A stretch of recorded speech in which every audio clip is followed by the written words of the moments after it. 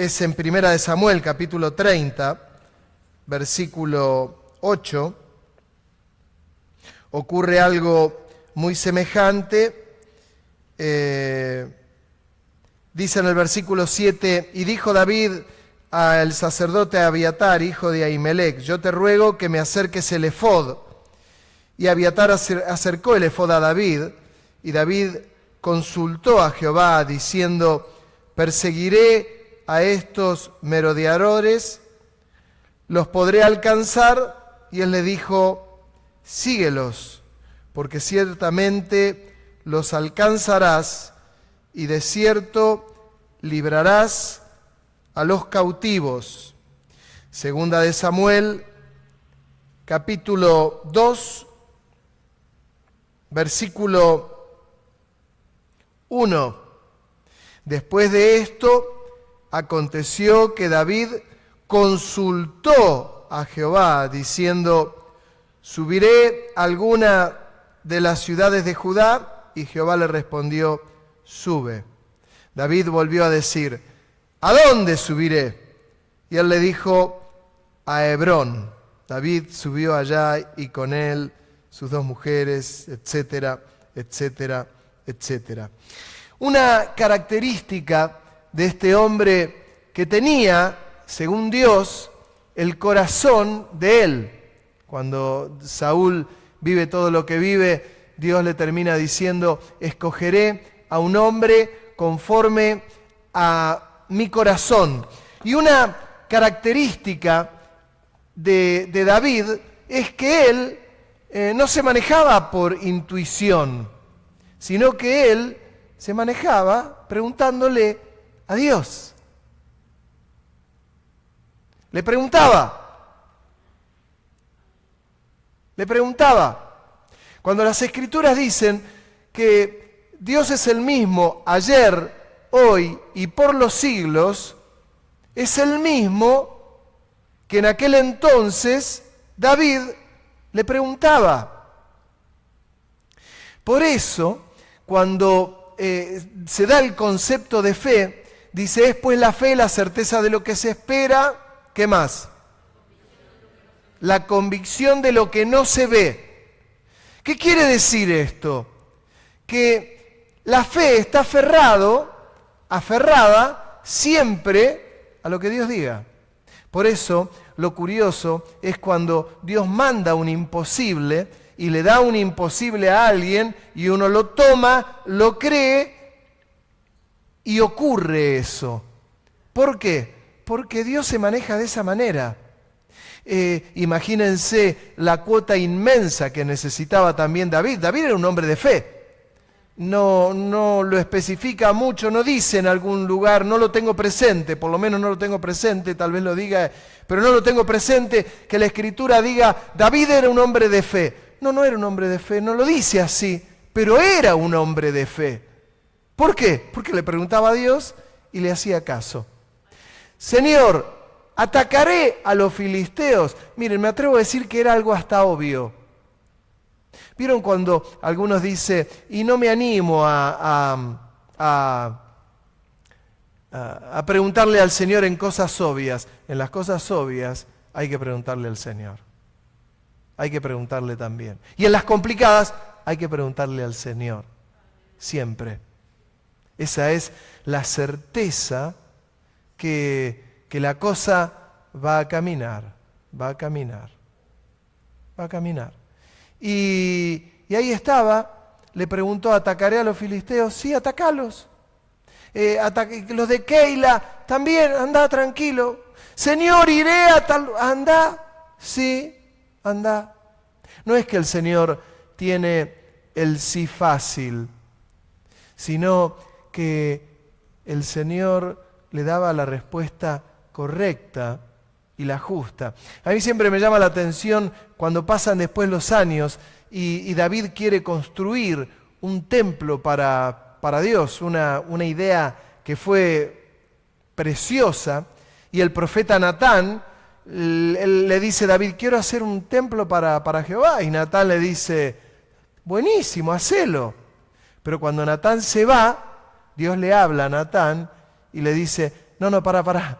Andá a decirle a David que él no haga el templo. Era una buena idea. Sin embargo, Dios le habla al profeta y le dice, decirle que no haga el templo porque él derramó mucha sangre, dice, que lo va a hacer tu hijo. Y Natán volvió y le dijo a David, David, Jehová me dijo que no hagas el templo, que lo haga tu hijo. ¿Saben qué hizo David? No se enojó. Y era una idea tremenda. Dijo, Él es Dios. Y comenzó a acumular tesoros para su hijo, oro y plata. ¿Qué lo hacía? ¿Para qué? Para que le sea más fácil al hijo. Como sabía que Dios le iba a dar las instrucciones para hacerlo a su hijo, acumuló todas las riquezas posibles y de esa manera David actuaba y de esa manera se movía. Luego voy a hablar acerca de los ministerios, porque algo dice también acá.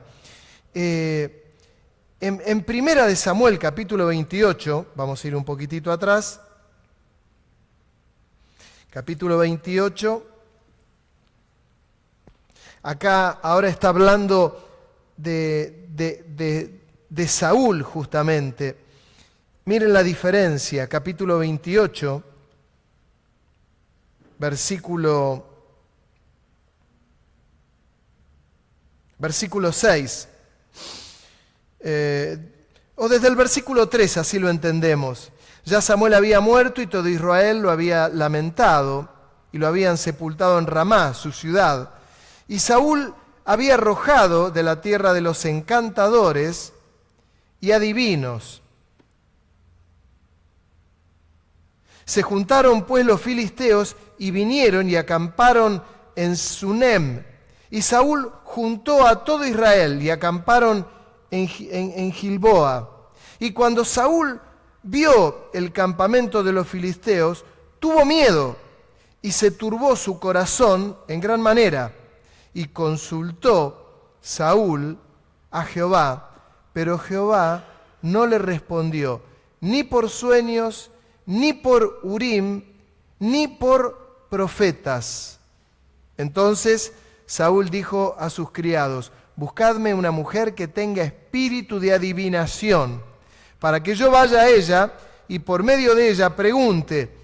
Y sus criados le respondieron, he aquí una mujer en Endor que tiene espíritu de adivinación. Y se disfrazó Saúl y se puso otros vestidos y se fue con 2 hombres y vinieron a aquella mujer de noche. Y ustedes ya se imaginan. Ya está, me da vergüenza seguir leyendo. Dios le habla, Dios le pregunta él a Dios y Dios no le contestó. Queridos, ante el silencio de Dios, estése quieto. No haga nada. Quiero aclarar algo, porque también esto es importante. Pero Jehová no le respondió ni por sueños, ni por Urim, ni por profetas. Yo le quiero, entienden ustedes lo que era el Urim, porque le hablaba a través de lo que era, de lo que era parte de ese ropaje que tenían también los sacerdotes, y le hablaba a través de las piedras y casi que echaban suertes. Pero Dios le hablaba y Dios se movía de esa manera, cuidado. Pero dice, no le habló ni por Urim, ni por sueños. Dios habla por sueños, ni por profetas. Y ahora lo tengo que mencionar esto. Dios habla a través de sus siervos, hermanos. Cuando Él menciona que no le habló ni siquiera a través de profeta, yo recién le mencionaba justamente lo que le pasó a David cuando quería construir el templo. Fue Natán el que le termina, Dios le habla a Natán y va el profeta y le dice a David, mira, no haga nada. Es decir, que Dios habla, sigue hablando y lo sigue haciendo de manera maravillosa. De paso, me atrevo a decirlo, es interesante siempre cómo se manejan las iglesias cómo nos manejamos, cómo se manejan las organizaciones. Y hay de todo tipo de iglesias. Hay iglesias de verdad independientes donde está el pastor y toma las decisiones el pastor y se terminó. Y hay otras congregaciones que se manejan con presbiterios. El presbiterio normalmente, habitualmente, espiritualmente y como debería ser, es a través de un ministerio apostólico. Esa es la manera bíblica y correcta de manejarse. Aun cuando cada iglesia tomamos decisiones, siempre hay otras decisiones que siempre el presbiterio siempre está a mano. Siempre. ¿Para qué? Para consultar en forma permanente. Nuestra organización tiene un presbiterio y nos manejamos con ese presbiterio. Hay un presbiterio de pastores a los que llamamos el presbiterio mayor, donde están allí pastores de este lado de Argentina, y de este lado está el pastor Osvaldo y está el pastor Carachi. Y el resto del presbiterio que acompañamos a ellos está el pastor Tito Carabajal de Concordia, Roberto Bustamante de El Salvador, Juan Carlos Rebrej de Capital y quien les habla. Pero, ¿cómo? Y ahí están. Y lo importante del presbiterio, cuando acá habla que Dios no le habla a Saúl y menciona el Urim ni por sueños ni por profetas, es eso. Es la importancia absoluta de que Dios hable. Saúl no le habló y él lo que hizo no encontró mejor idea de decir, ¿dónde hay una bruja? Se fue a ver una bruja. Algo importante, de paso lo digo, hay gente nuevita, no se consulta a las adivinas, es diabólico, te genera un pacto con el diablo horrible y espantoso, y le pasó a Saúl. Alguno me dice, a esta altura tendremos que estar diciendo esto, pues sí, todavía hay que estar explicando cosas que para algunos son elementales y para otros no, pero sí es importante que tengamos claro que Dios es el mismo, ayer, hoy, por los siglos. Hermanos, no se apresure nunca a tomar decisiones tan importantes, porque de verdad hay que esperar también que el Señor hable. En primera de Samuel, capítulo 30, seguimos metidos en la vida de David ahora, y muestra otra característica de él.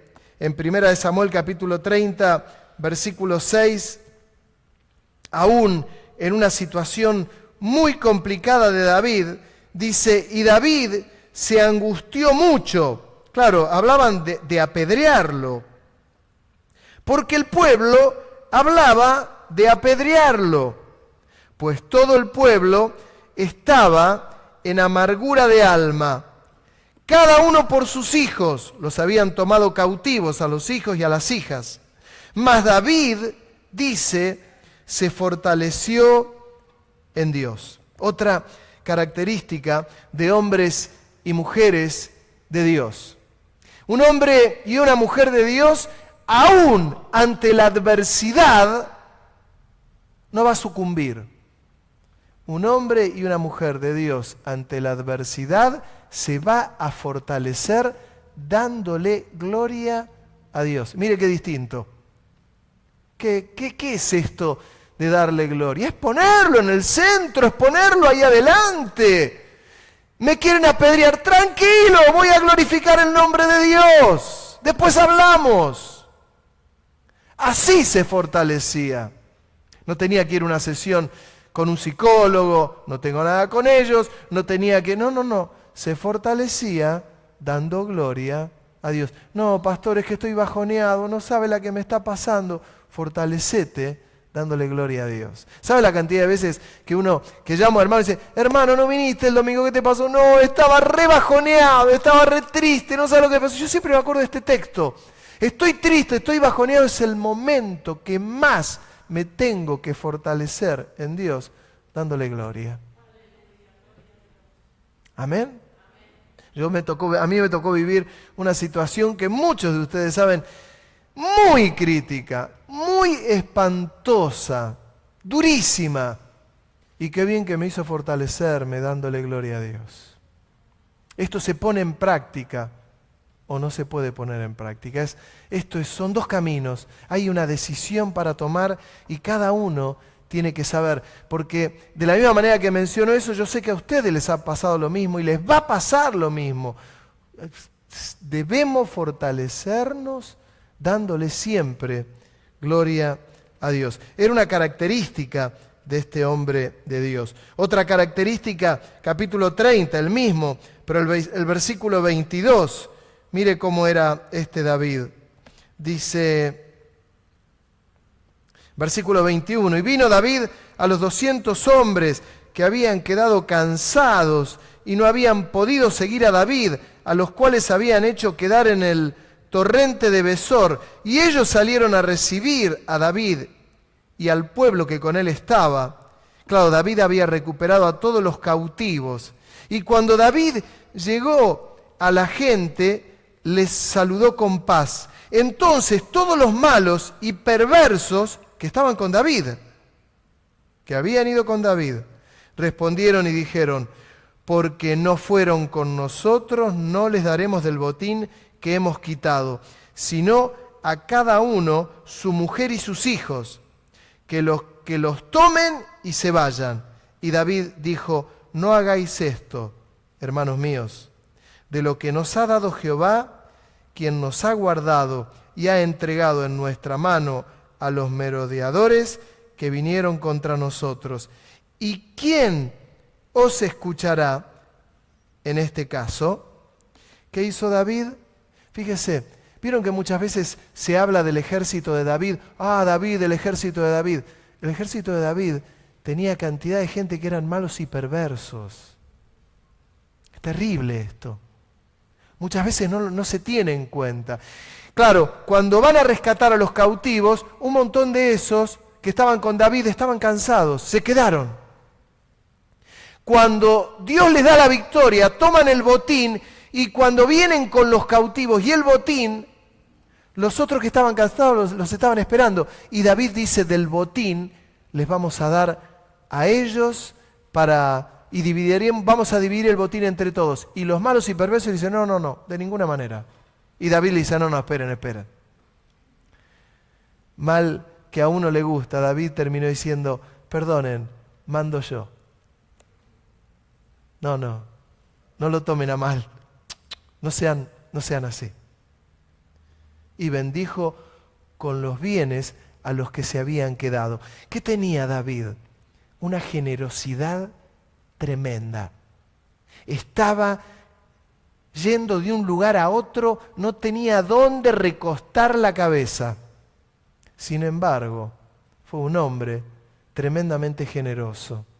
Cuando yo les digo que David era un hombre que consultaba a Jehová, que consultaba a Dios, les quiero recordar que el Señor, cuando tenía que elegir a los discípulos, se iba al monte a la noche y toda la noche oraba buscando la guía del Padre. ¿Saben la cantidad de veces? Léanlo en las Escrituras, las veces que el Señor Jesús oraba al Padre. ¿Qué estaba esperando? La respuesta de Dios.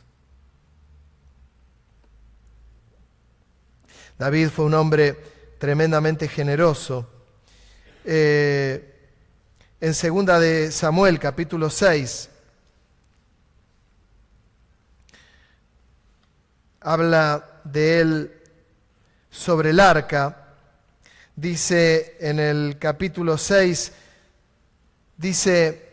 el texto es largo, pero David quiere llevar el arca a su ciudad y no encuentra mejor manera que trasladar el arca en un carro nuevo. Él dijo, voy a llevar el arca en el último modelo. Hizo hacer un carro nuevo, cargó el arca y la llevó. Ustedes saben, tocó el arca, se estaba cayendo aquel muchacho, Urías, ¿era?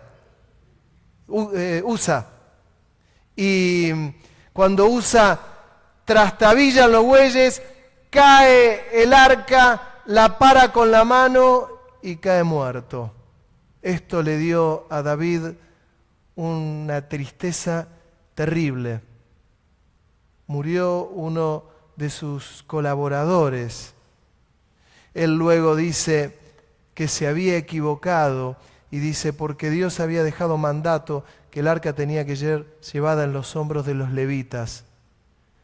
Al tiempo trae a 4 levitas, trae las barras y ahí lleva el arca y le dice al pueblo, el arca no tenía que ser llevada en un carro nuevo, sino sobre los hombros de los levitas. ¿Qué tenía esta característica David de decir, me equivoqué, el arca la tendría que haber llevado de otra manera?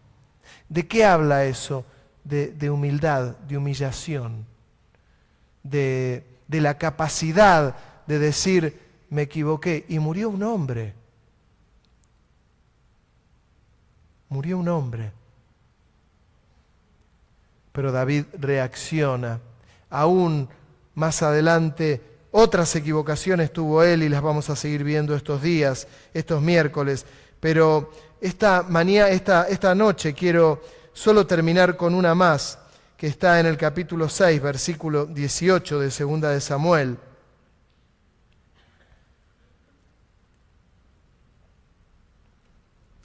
Después que el arca es llevada a su ciudad, dice, y David había acabado de ofrecer los holocaustos y ofrendas de paz.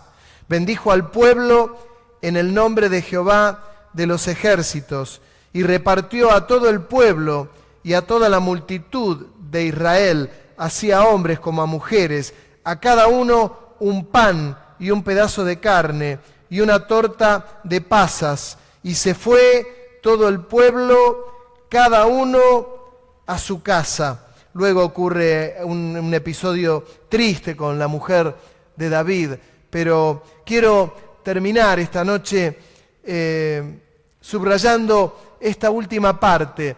David, después que lleva el arca y que la lleva a su ciudad y que venía dándole culto a Dios y que se fortalecía dándole gloria, él llega y bendice al pueblo y lo bendice con pan.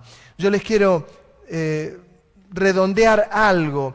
A veces, y con esto termino, muchas veces creemos que lo más importante es la necesidad de la gente.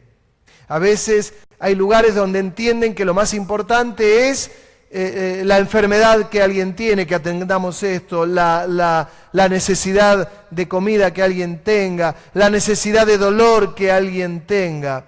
Y yo les quiero decir, en Dios el orden es exactamente al revés. Nosotros tenemos que ocuparnos de Dios, después de servirle a Dios, después de ministrarle a Dios, después de darle gloria a Dios, después de honrarlo, después de adorarlo, después nos tenemos que ocupar de la gente, no antes. Es al revés.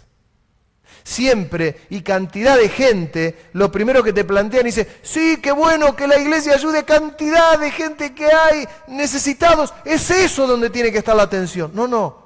La atención primero tiene que estar en Dios. Y después bendecimos al pueblo.